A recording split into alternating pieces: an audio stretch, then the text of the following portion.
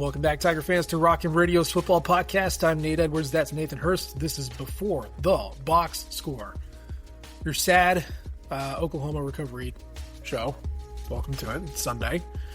It's November 23rd, and Missouri lost to Oklahoma yesterday. Hurst, how you doing?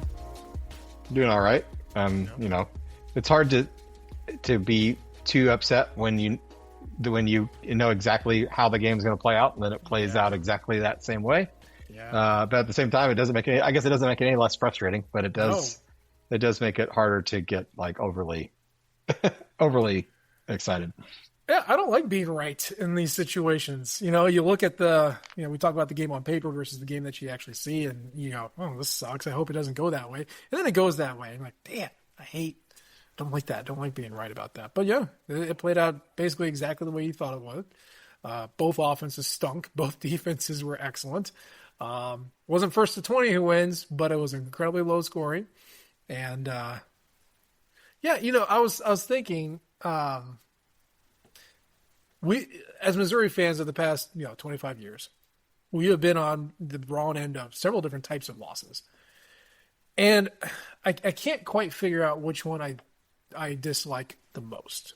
Because you can have a situation where a team is just shredding your defense, right? Touchdown, field goal, touchdown. Think the A&M game from last year, where you're like, it doesn't matter what we do, they're going to score.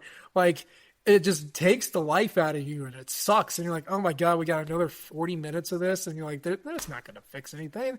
So there's that type of loss. But then you have the loss that we had yesterday, where it's a defensive thing, and you are just perpetually so close. Like, it takes one play to break, but you also know that that play is not going to happen. And you're like, how can we be so close and yet so far away, and it's not going to happen? Like, both cases suck. But, like, I'd almost rather you just put up 40 on me and put me out of my misery than just dangle it so close but, like, you still not get to it. I think that's the worst. Oh, absolutely. Yeah, no, the type of game that we just watched was by far the most painful, for sure. If you get blown out, you're like, oh, well, they were clearly the much more better team, the much more prepared team.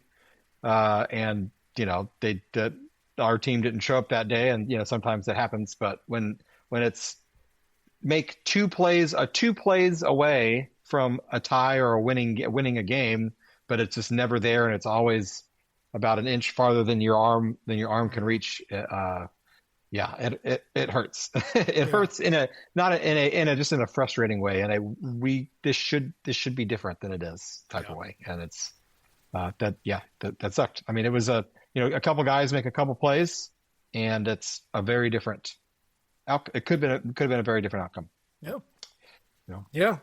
I mean, it's the 87-yard touchdown pass. I feel like everyone kind of points to that, which, by the way, Chris McClellan was like that far away from swatting it down. But you know what's wild is that let's take away that touchdown, and let's ignore game situation, okay? But let's take away the touchdown, and let's give that field goal that got blocked. Missouri still loses 10-9. Like, there's still a massive gulf in Missouri able to beat Oklahoma, and even if a low scoring game, it was still not going to happen. Just not going to happen.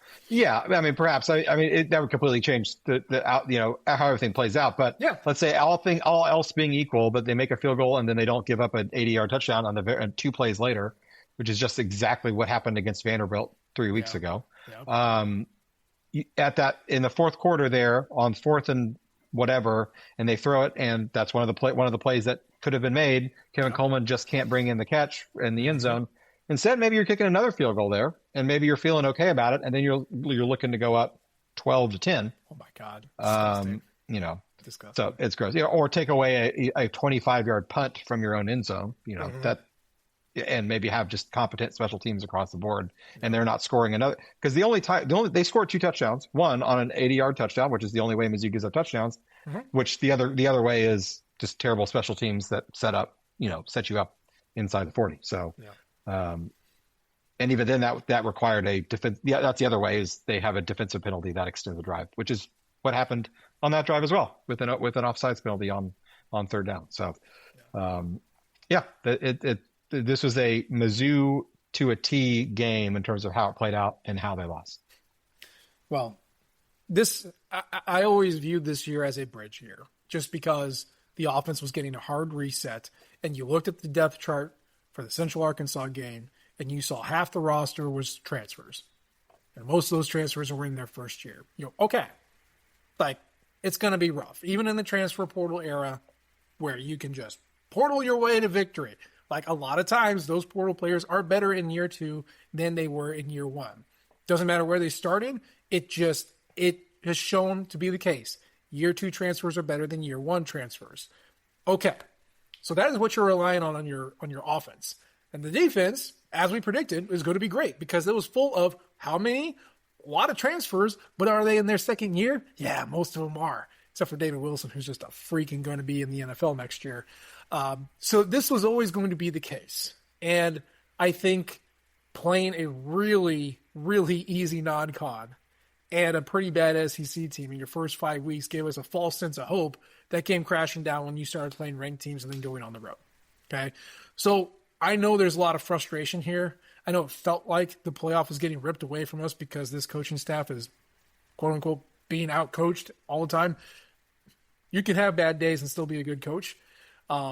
This was just not the team that was going to do that. And it's tough because we had an extended period of this season, thinking that it could, but it wasn't ever going to be that. So when you have these sorts of losses, it's even worse because you're like, how did I think this was a playoff team, and how do they look so incompetent? At least for me, it's been pretty consistent, and I'm not super pissed about that. Like I said, I'm more concerned about development and scheme, but I don't know. How do you feel at this point after this loss? If they had taken the schedule and taken all the games and put them on pieces of paper and pulled them out of the hat in a different order, where Mizzou played Oklahoma and then Alabama and then Kansas and then South Carolina and then, just a completely different order, and the team starts out 2-2. And then, maybe has a little mid-season run and gets up to 6-2, and then, drops another game to 6-3. I mean, you're feeling very different about how, and you're like, oh, okay, 2-2, not great start. Get a nice, rebound, get some momentum going in the middle of the season, but then drop another game, and then you're looking at 7-4. You have the exact same record, but it plays out in a different way where you should ultimately feel the same about the team. I'd almost prefer it to be that way because then you have a little more positive, feel a little more positively about the direction of the program from this season at this point in the season than you would the way it did play out, where they get such a hot start. But yeah, I agree. And we said at the beginning of the year, 8-4. I mean, at least I marked 8-4 as a successful season, and that's very much on the table. Yep. Very, very much on the table. And if they do that and they go out and beat Arkansas in less than a week now, it will have to be considered a successful season based on the preseason expectations. Yep. That doesn't make it any more frustrating based on seeing, how close this team really is to taking the next step. They're very close to it, but they're not there, and it's kind of like it feels like a glass ceiling in some aspects. In terms of they're there, I don't know. The way the roster is currently constructed, the way the scheme is currently run, what's the next step? I'm not sure if it's there for the way this specific team is, because I'm not sure. We've talked about a couple plays here or there that could have gone either way. Same with Alabama. Same with so the other loss for the most part, maybe not Texas A&M, but some of the other the other loss that they have.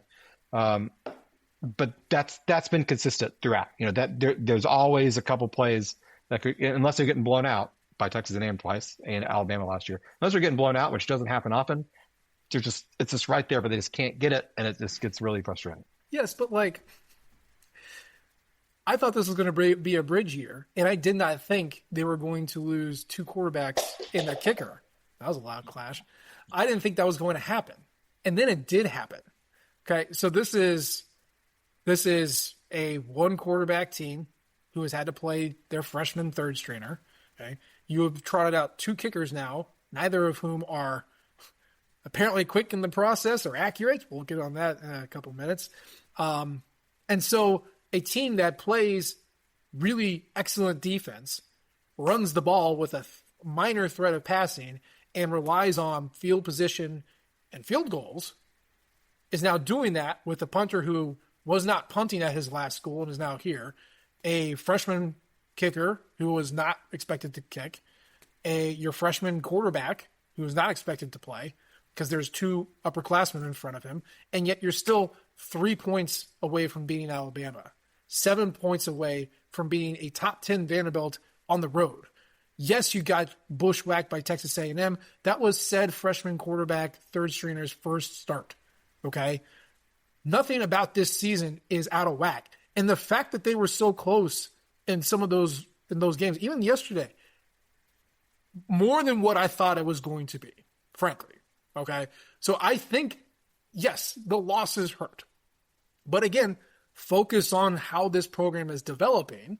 Okay, what's coming back? How are they getting better? What is it? Are they close? And I think they are close. And if you think there's a glass ceiling, that's fine. I don't think it's there from a coaching and player standpoint. I do think it's there from the investment standpoint, which is why Eli Drinkwitz has brought it up and why he is at least taking offers.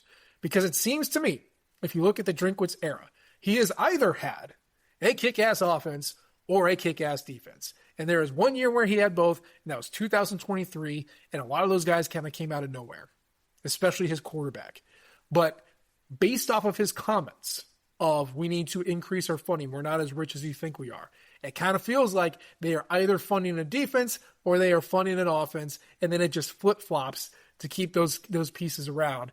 And so he wants a little bit more so he can get a little bit more, keep some of these pieces around, and then add so you don't have this seesaw effect. But they are close. And I don't want that to just be sunshine pumping in the face of a loss. I legitimately think they do, but they do need to settle this thing out, improve this game a little bit, and win some of these games. Yeah, yes. To kind of address your point, so they are close, and I think that's what I have also said, and it almost makes it even more frustrating on how close they are. To the funding standpoint, could they always use more? They could use more funding. Yes, always. And every coach, even the highest level funded coaches, the Ohio States are going to say, "Give us more money. Give me more money. Make my job easier." Yes. This team. I mean, you look at who they have brought in. It's in terms of how much money those players are costing. They brought in Bro Bula. I mean, we don't know exactly how much he brought, but that's $1.5 million is what is being reported. What that actually is, we don't know. But that's on top of Sam Horn already making money. That's on top of Matt Zoller's already making money. They brought in Kevin Coleman. I'm sure he wasn't just a cheap, goodwill to come home. They were paying him quite a bit as well. Keegan Trost, Dominic Jadis. Those guys were bargain bins. They were making money. All right. Yes. They're coming in making money. Were they the highest paid offensive lineman in the portal? No, but they cost money because they could have gone somewhere else that would also have paid them money. Ahmad Hardy, he's taken some money too. Yeah, for sure. Yeah. So then on the defensive side, yes, Damon Wilson, he was not going to be cheap. Jalen Catalon. So it's on both sides. They spent a good amount of money on both sides to bring in people. So I don't think it's an either or. Now, certainly, could they spend more? Could they have brought in another lineman or two that perhaps would have put this offense a little higher up over the end? Yes, they could have. But I don't think that's why this team is not getting over the hump. I think it comes down to, and this isn't play calling, this is a schematic thing that they're going to have to figure out in the passing game. That has been a problem really almost the entire time that Drinkwitz has been here, with the exception of maybe 2020. But even then, that was such a weird year. It's hard to tell what's going on. But 2023, they were a pretty good passing team, and I think that's because Luther Burden and Theo Weiss kind of shocked everybody, and the defenses had yet to adjust to how Kirby Moore and his slightly different scheme was going to play out in the SEC. They've adjusted. Nothing else has changed. The passing game is stale. It's stagnant. It's predictable. And they finished with 231 yards passing, and that's with OU's a good defense, yes, but that's with 150 yards in the fourth quarter when they literally stopped running the ball because they had to throw it. And Oklahoma got really soft because they're like, the one thing we can't do is give up an 80-yard touchdown pass. Not that Mizzou would ever do that anyway. So they just kind of let them matriculate down the field. Same with at the end of the first half as well. That's when the only time they actually got passing yards. The pass protection, really, considering the defense they were going with this past week, wasn't that bad. It really wasn't as horrible as it could have been. Bo Bula wasn't great. Credit to him for coming back and fighting back in an injury, but he didn't have a great game. Matt Zoller certainly wouldn't have been any better. And I think they're just being put at a disadvantage in terms of getting guys open. They've got receivers that I believe are good enough to compete well in a good passing offense in this league, but they're not getting schemed open. Once the times they are getting open, their quarterback's not able to find them the ball and get them the ball and deliver it to them accurately. So the whole thing kind of talked about it needs to be reworked. And I don't think that necessarily means having to get a new offensive coordinator in, but they need to take a long look at how they do the passing game and how how it meshes with the running game, because the running game is good and it will be good. It has been good. It will be good. I'm not worried about the running game, but how they mix that in with the passing game, how their play action game works. They don't run any RPOs, which if you look at Oklahoma, they're not a great offense either. That's all they run is RPOs, and the plays that they hit that were really big, those are RPOs, and it puts the defender in a bind, both the linebacker and the safety in a bind as far as what they're supposed to do. And if you run it right, there's nothing that they're going to choose wrong every time. And Mizzou just has opted not to use those types of plays in their offense. And I think that's a big miss there. That's just one part of a potential improving the passing game, but it's one that they could easily incorporate this week if they wanted to. Well, you're not installing an RPO if you don't have one yet. There's one game left in the regular season. This is a wish list item for next year. They do play action. They do old school play action like it's 1964. Right? Very slow developing play action that once it's clear that it's a play action, you know exactly what routes the receivers are running because it's the only play action pass that they run. It's only to the short side of the field. It's only to the right, and he's always going to throw it to Brett Norfleet unless you cover him, and then he's going to run it. It took me, it took us 6 weeks to figure that out? Yeah, we're a bunch of dummies who just watch it on TV.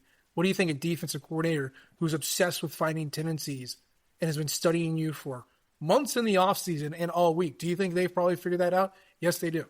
Yes, they do. I'm going to go into this week. I broke down that first opening drive, the scripted drive, and why it works so well. He still has his nasty, binky tendencies of going to plays that are predictable. But when you call it in a cadence that makes sense and complements what you've been doing, it does work. It does work. Any play can work with any players or with any coordinator if you're calling it in the right way. But Moore just has this tendency to fall back on his binkies, and there's 4 of them, and it's the same issue that Drinkwitz had when he was play calling, where he just followed the same 5 plays and just run it, and they became overly predictable. Now, Greg McElroy on the broadcast brought this up. And I've rewound it a couple of times because I really wanted to listen to what he had to say. And then I saw it on Twitter, I think later last night. The passing concepts that Mizzou uses are not, I guess they're not sound, right? They don't make a lot of sense. They're not complementary, I think is what one guy said. And what that means is, okay, you have Kevin Coleman just run a fly route or a 9 route, whatever you want to call it, just straight down the field, right? A dagger maybe if you want to go in on the inside. Basically, he's running down the field as fast as he can, and either keeps going or just a little to the right on the inside just to use speed and positioning to catch the pass, okay? What McElroy and this other guy were saying were that typically if you do that, you need to have a route that is sitting underneath it, either starting from the right and moving to the left or bunched on the left-hand side with them, where it's like a stop or, go and stop, turn around, what is that, a 5 or whatever, like a seed route, where it's a stop, and so the defensive backs have to choose, do I keep running with Kevin Coleman or do I cover this other guy here? And forces them to make a decision that decides for the quarterback which one he's going to throw to, the closer one or the one that's going down the field. And McElroy was saying they don't run that. They don't do that. They just have these unprotected daggers that go off, and so a defensive back just kind of floats back and can choose to maybe go up and try and hit Bo Prabula, who's not trying to run, or go after the pass. And that's how that interception happened. So you need levels to your passes. And there's 2 people who know football who said that that's not happening. And I don't know how you get to be an SEC coordinator and play this sport and not design plays like that. But apparently that's an issue. And I'd like to see that fixed. Yeah, it's just a basic schematic disadvantage in terms of how they are operating the passing game, and that's why this offense the last 2 years has really stagnated out. This year also because you pointed it out already, a big turnover in guys, and there was going to be some steps back, but last year they had all the guys and they weren't very good either. This year's team actually runs the ball way better than last year's team did, even though they had the first round draft pick right tackle, and then another draft pick as a left tackle, and a very much more experienced quarterback than they have now running it, and 2 NFL wide receivers. They were bad then too. It's because defenses in this league have figured out this team, and the outside running play. If you're not physically capable of matching up with Mizzou defensively, they will gash you on that. So if Mizzou is playing a defense that can't defend that play, they will run the ball all over them and win the game. We saw that against Kansas. We saw that against Mississippi State. We saw that against South Carolina. Eventually, they wore them down. Pretty much any of those wins that Louisiana. I mean, any win that you look at that Mizzou won this season, they were able. The other defense was not able to physically match up with them on that stretch play. Their linebackers were not able to shoot the gaps with speed enough to get to the running back before he's able to find the open gap and go. But the teams that they've lost to have been able to do that. And that is the secret to beating this team. You will beat Mizzou if you don't turn the ball over too much or at all in this case, and if you can defend the outside zone running play. Oklahoma did it really well, especially after that first drive. Mizzou had a nice scripted drive, kind of kept them off balance a little bit. But then after that scripted drive, the script ran out. It was just same plays over and over again, bad passing plays, and grossness. Alabama defended the run really well, and then Mizzou kind of stopped doing it. Vanderbilt, same thing. Mizzou ran the ball okay against Vanderbilt. Ultimately couldn't get it, but not in a gashing form, and thus they ended up scoring 10 points.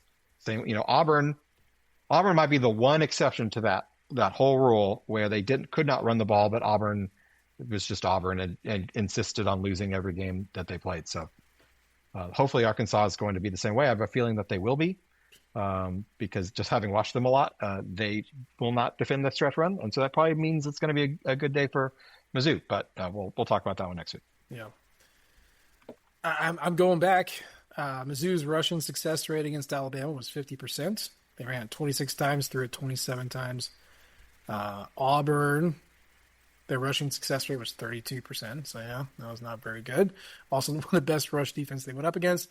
Against Vanderbilt, rushing success was 42%. Ahmad Hardy almost went for 100, but not quite. Against A&M, 53% rushing success. That was the Jamal Robertson, Ahmad Hardy going for 217, but not until it was too late. Mississippi State, 51% rushing success rates. And then, of course, Oklahoma yesterday, 29%. But, Brent Venables does this. He's been doing this since he was the defensive coordinator at Oklahoma. He needs one drive to figure out how you want to attack him, and then he's got it figured out. And then you need to do something different. And there's very few defense coordinators in this country that are able to do that, and he is one of them. And this coaching staff should have gone in knowing, okay, you can't do what we want to do, but we can try and do it anyway. Then what? And I don't think they either had a good answer or no answer. I don't know which one it is. But by the time you got to the fourth quarter, the answer was, we're going to run it one more time and then just throw it after running 10 plays in the third quarter. And I don't think that was the answer that you wanted.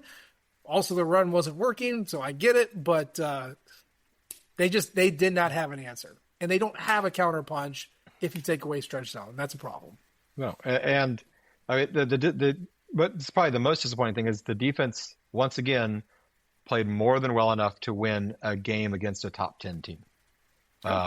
Oklahoma's offense was worse than Missouri's offense yesterday. Yes. Mizzou's defense played better than Oklahoma's defense did, if we're going to actually look at it. The problem is Mizzou got a field goal blocked, and then they gave up one big play. Yep. And Oklahoma did not give up one big play, and they got their field goal team to kick the field goal in a timely manner. And they got their punt team to punt the ball farther than I can punt the ball. And that's how they won the game. Special teams, big plays on defense, being able to do anything when you actually have the ball in scoring position. That's the difference between a top 10 team and where Mizzou is right now. So I want to revisit special teams. We've already talked about this once this season. we're talking about it again. It feels like the buzz around Mizzou special teams is getting louder as the season goes on. It's because it's impossible to ignore. You watch these games, and it's impossible to ignore. I understand. They whiffed on the punter. I said in his commitment piece, he was not punting last year at Stanford. A bad team. Which is not a good team. He was not punting there. They took away punting responsibilities from him, and now he's here. So they whiffed on punter in the portal, which Eli Drinkwitz loves punters. I don't know how he messed that one up, but he did. Okay. Didn't have any budget left for it, so they took whatever they could get, however you want to do it. Then your field goal kicker gets injured on a freak play in the first game of the season. So now you're effed two different ways. One is your fault. The other is just the universe hates you. But again, you have Kevin Coleman, who has returned punts and kicks before, who has actually done the best job of any Drinkwitz returner, and still it's averaging like 4 yards per return. Okay? Demarion Fox is now injured, but even then, most kicks are going out of the end zone anyway. And then on punt returns and stuff like that, I mean, you're just not getting enough distance. Not enough height, not enough hang time, not enough distance to make this worthwhile. So I don't want to point the finger at the players. That's crappy. Coaches have responsibility too. And I also understand, because I went through this, Missouri special teams has regressed every year since 2021. I understand that. But is this really a situation where it's like, hey, Eric Link, need you to go find something else to do. Bring in somebody else. I mean, who else are you going to get, and is it going to get any better? Well, I mean, it can't get a whole lot worse. So, I mean, if you're looking at things that, on the margins, which is a lot of where this team is failing against these top teams, that's something that you could consider heavily. And does that mean he needs to lose his job and not be at Mizzou anymore? I don't necessarily think that's the case. There are lots of positions these days that you can have on a coaching staff. But whatever they're doing now isn't working. And I think that's both on it. Yes, their kicker got hurt. This is not they missed a lot of field goals rant or discussion. That happens. Even good college kickers miss a lot of field goals because they're college kickers. But when you have guys that can't kick the ball in a timely fashion, and that's why you almost got it blocked the first time, it definitely got it blocked the second time. And even when they brought in the other guy to kick it, they still decided they weren't going to block the guy that's been running unencumbered and blocked and nearly blocked another one. They still didn't block him on that third field goal that they did make. They got it off it, a little just in time, fast enough to do that. That's what the issue is those lack of adjustments, or, not getting any, even 5-8 yards on a punt return. That's half of a first down that this struggling offense could really use. And they're not getting that because they can't block for it. Punting the ball out of your end zone, you need to get the ball past the 40-yard line. You just have to do that because you can't set your defense up already with the other team in scoring position. They couldn't get that done. And that really, those margins are what cost you a game like this, or against a Vanderbilt, or against an Alabama. I don't think it necessarily cost them in Alabama, but that's how close the margins are across the SEC these days. Mm-hmm. And so you've got to be super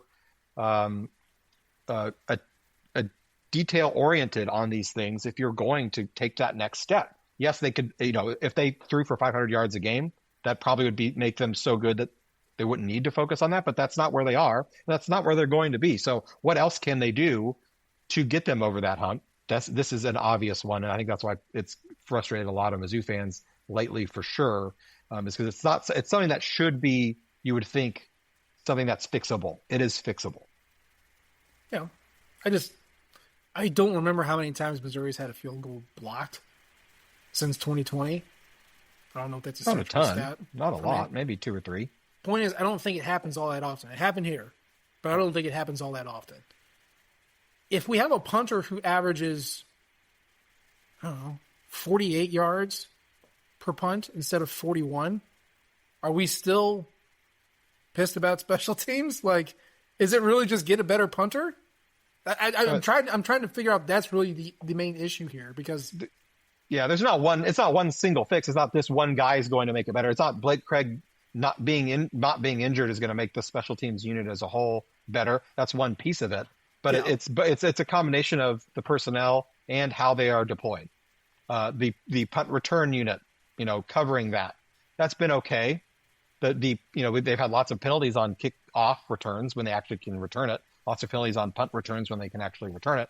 So that's something that can be fixed as well. So it's more than just coaching. It's also personnel, but it's more than just personnel. It's also coaching. I mean, but it's something that it doesn't really seem like Eli Drinkwitz puts a whole lot of effort and intensity in during practice in terms of getting this whole unit up as best as it could possibly be.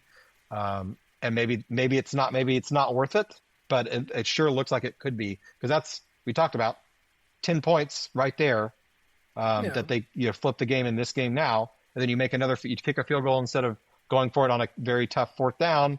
You're looking at all things else being the same, a 12-10 victory. Yay, Mizzou. So, because when you've got a defense as dominant as this defense is, it doesn't take that puts you in position to win games as long as you're winning things on the margins. Unfortunately, they're not able to do that. I mean, I do the little things report card on purpose. I know that it's important, and I know that there have been some issues, but the field position disparity between Texas A&M -15. Okay, they were at Texas A&M started on average on their 38, Missouri on their 23. Okay, against Vanderbilt, Missouri's actually in an advantage, plus 11 in field position. Now they missed a field goal, but okay. Against Auburn, they were +9 in average field position. Against Alabama, they were -8. Against Oklahoma, they were -6. So there's not a solid 3-point here between if they have worse starting average field position, then that means they lose. They were not exactly at that point, but I understand what you're saying. It feels like that's the problem. And truthfully, if you look at their SP Plus ratings, they're 106th in field goal value per kick. Okay, not good. Punt efficiency, they're 80th. Kickoff efficiency, they're 102nd. Punt return efficiency, 83rd. Kick return efficiency, 87th. These are all bad. You missed 2 extra points this year. You've missed 1 field goal over 40 plus. You missed 3 field goals under 40. Your returns on punting, your return percentage is 15.4% per punt. Net yards of 39. That's not good. Okay, I understand that. Kickoffs, 41% of them are touchbacks. You're starting the average field position at 24.1. So the kickoffs are doing what they need to do. The returns, Kevin Coleman's got 14 punt returns for 8.7 yards per average. I did not know that. Wow. And then on kickoffs, Demarion Folks has returned 7 for basically it puts them at the 26 point. Call it the 27-yard line. So it feels like it's just the punter. And I don't know what goes into these efficiency ratings or anything like that. But I just, +8 on your net yards, I feel like would do all the difference that you're looking for. And frankly, that's what Drinkwitz talks about when it comes to special teams. Yes, the kicking, but he will spend an entire 20 minutes in summer camp talking about punter, battles. Because he knows it's important. He just didn't have a guy. And if he had a guy, would that be it? We're going in circles, and I know I'm just speaking in the void, but I don't know. It feels like that's really the only issue. It is a big one for sure. And, I think my biggest point with special teams is that the margin for error in the SEC at this age and where Mizzou is and where they want to be, the margin of error is so small. It's literally 8 yards a punt. And that when you look at football as a whole, that's such a small thing to worry about. But 8 yards of field position in this league at the competitive level that Mizzou currently is, that's a big deal. That can make a really big difference. And it kind of sounds silly if you're just looking at it from the outside in, but when you're down in it and you're playing 17-6 games against Oklahoma, 17-10 against Vanderbilt, 27-24 against Alabama. I mean, it's that. That is where it is between when you're looking at 10-1 and 7-4. Yep. Get a better punter. Win 2 games. Get a better punter and figure out how to throw the ball at all. And you're going to be looking pretty good. Because then you could throw the ball at all against an Oklahoma. If they have to respect the pass at all, I guarantee you Ahmad Hardy has more than 3.4 yards per carry. He might have 4.1 yards per carry, and that is a huge difference in how the efficiency and how this offense is able to run. I'm going to do a separate piece in addition to BTBS this week, talking about that first drive. And I think one of the things that really worked well, and it goes back to what we talked about before, they would call passes on first down. Yep. Run on second down, throw it on first down. Yeah. Pass in running situations, run in passing situations, and it worked to the point that for their first 3 first downs, they ran a pass. And in the 4th first down when they ran, dude, Oklahoma bit on the pass. They bit on it. And that's what worked. But then you look at the rest of the game, and then you only really called 7 other passes on first down for the rest of the game. 7. 3 on your first drive, 7 on all the others. And probably 6 of those were easily on the 2-minute drive at the end of the first half, and the last 2 drives that they had that they were trying to throw. That's probably all 6, if not all 7, if not just 6. He gets tight, and he starts going, "Oh well, we got to run the ball, or else we're not gonna be able to keep up with the chains." And at this point, he's either not listening to Eli when he tells him, "Hey, let's do something different," or Eli's not telling him to do something different. I don't know what the answer is. They both come from that same Boise tree. Maybe the Chris Peterson Boise, axiom is, when all else fails, run the ball, unless you're down by 11 in the 4th quarter, and then only throw the ball.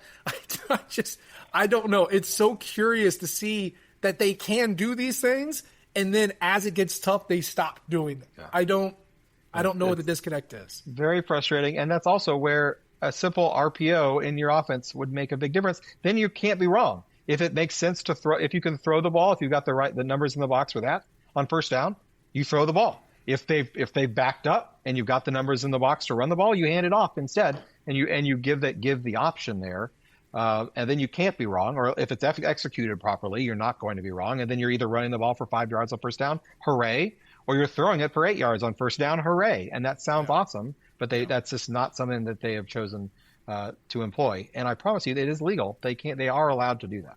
Yeah. Something for them to work on the offseason. I do feel bad that Bo Pribula defied all health science logic and came back for this. Props to him. Props to him for that. I mean, yes. I hurt my back in July, and I tweaked it getting out of bed, and I'm still not right. Yeah. And he dislocated his ankle 4 weeks ago, and he's running and getting slammed by very large men over and over again. Yeah. So props to him. It sucks that that's what happened. I will believe, until proven wrong, that they're sacrificing Bo Pribula's life and limb to keep Matt Zollers healthy enough to compete next year. Because if you threw little baby Matt out there, mentally healthy, or something, if not physically, mentally healthy. Yeah, I mean both, but also mostly mental. Yeah. I mean, they already threw him to the wolves against Texas A&M's pass rush. Oklahoma's is probably better in terms of its overall defensive ability. I mean, and Pribula has reason to want to be out there too, other than just beyond fighting for his team. He wants to. This is his job. He wants to keep his job, and if he doesn't keep his job here, he wants to show that he can play somewhere else. So, in a perfect world, he does keep it. He wins his job and stays here, and is the quarterback next year, has a better version of himself. I think that's probably the best situation. Yeah. I don't know if that's going to end up the case or not. We'll see what happens. But you're in a situation where your best quarterback's not a very good passer, and your best passer can't read an SEC defense at SEC speed. That's where you're at. So here we are. And again, I'm not mad about the loss. It always sucks to watch your team lose. I want for the rest of the season, I want to just see we can be creative. We can do things that are going to benefit this team, put them in good positions to win. I don't feel like I'm seeing it yet. And so that's where my frustration comes from. Yeah, I mean, I don't think we're going to see that next week, because we've seen 6 years of Eli Drinkwitz offense and 3 years of Kirby Moore offense. They're basically the same thing, and it's been it looks exactly the same as it did 3 years ago, and really 5 years ago. Maybe slightly different, but basically the same. But hey, another year in the system. Maybe you can introduce some new concepts, or maybe you just get really good at the concepts that you have. I don't know. Next year's a new thing, man. Who knows? Oh yeah. The problem is that the one thing that getting better at the same concept would work for is the outside zone game, and they're already really good at that. Yeah. Right. Yeah. So they have to get better at the other things, and getting better at those things. No matter how good you are, if a defense like Oklahoma knows what you're going to do, you're not going to be good at it. Now, Mississippi State, Arkansas, you can be good, get better at something, and you can, destroy those defenses, and that's a great way to go 8-4 every year. Mm-hmm. And hey, we're Mizzou 8-4. Let's be happy with that. There's more than that out there for the way that this team is constructed. I think there's more than 8-4 on the table, but they're gonna have to do something different and new and innovative that they just haven't done yet. Yeah. And just be careful. Don't get too comfy with, well, we can be better, right? I don't. There's nothing wrong with wanting to see more. There's a problem with actionable. We want to see more, and I don't know where you're going to get it. Like, certainly not in this coaching carousel, and I don't really see. We don't have those trees anymore where you can just pluck from a Saban tree or pluck from a Meyer tree and hope for the best. We don't really have that anymore. So I don't know. You got to really roll the dice with this, and I don't. Turning your nose up at 8-4 as a down year is a dangerous place to be. You can ask Minnesota, you can ask Kansas, you can ask Texas Tech, you can ask Auburn, you can ask a lot of different programs who thought they were too good for that and then made a change and got worse. So just let's ride out this season. Let's see how it goes next year. When I'm talking about making change, the change is in how they operate. It's not making a change at the top end. The reason that they are at a point where they can take the next step is because of the foundation that Eli Drinkwitz has built. Yeah, and that's what he's done such a great job at, is building a foundation, building a program, building a culture, building alignment with the donor base and the state government. That all goes away if he chooses to leave, or if down the road he were to leave, that goes away, and there's no guarantee that someone else can come in and do as good a job or better. Mm-hmm. The challenge now is you built this, you've gotten to this baseline, which is for a Mizzou a very high base, a very high floor. He's brought in a floor to this program that previously did not really exist. If we're talking about an 8-4 as the floor, that's great. Mm-hmm. How do we push that to a floor of 9-3? How do we keep that at 8-4, but have a season where we're 10-2, 11-1 in the playoff era? We had a 10-2 in the non-playoff era, unfortunately. Yep. How do we get over that hump, especially now that the SEC schedule gets way, way harder? Mm-hmm. Way, way harder. Yeah. Guess who we get to see every year? Oklahoma. We get Oklahoma every year. Texas A&M every year. Yep. They're now playing in Baton Rouge once every 4 years. They played there once in 13 years. Mm-hmm. They're now playing, once, and then LSU back here. They're playing at Auburn, which is really tough. They won this time, once every 4 years. They're playing in Austin. They're playing at Alabama, at Georgia. Yep. All those programs they're going to see every other year, and they're going to see at their place once every 4 years. It's going to be way harder. It is. But that's a future problem for future Nathan. Those guys are dicks. So we're going to let them figure it out. And for now, that's going to be the show for tonight. As always, we appreciate the downloads and the subscriptions. You can leave a comment or you can rate us. We love feedback from all of you guys. You can follow us on Twitter. I'm at Nate Edwards. He's at Bursterhurst. And of course, you can follow the Rock M flagship at Rock M Nation and our podcasting outlet at Rock M Radio. We appreciate you tuning in this time. We'll try to do better next time. And until then, MIZ. ZOU. Thank you, everyone, for tuning in to Rock M Radio, a proud partner of Fans First Sports Network. Rock M Radio is the official podcast network of Rock M Plus, a new and exciting subscription service provided by me and the other voices of Rock M Radio. Please take a few moments to head over to rockm.plus and sign up for an account today. The cost is only $5 a month, and benefits include access to our live podcast, a subscriber-only message board, weekly newsletters, and more. If you enjoyed this episode of Rock M Radio and would like to see more just like it beamed directly into your personal device, make sure to click the subscribe button below and tell your friends. Our podcast feed is available through the Apple Podcast app for iPhone, Google Podcast app for Android, whatever app you listen to your podcast. You can also find Rock M Radio on Spotify. If you're looking for a podcast about your favorite team that is not the Missouri Tigers, Fan First Sports Network is your answer. A full podcast network loaded with the team-specific podcasts covering Major League Baseball, the NFL, NHL, NBA, MLS, and more. And we'll be back with more episodes of Rock M Radio coming to you soon.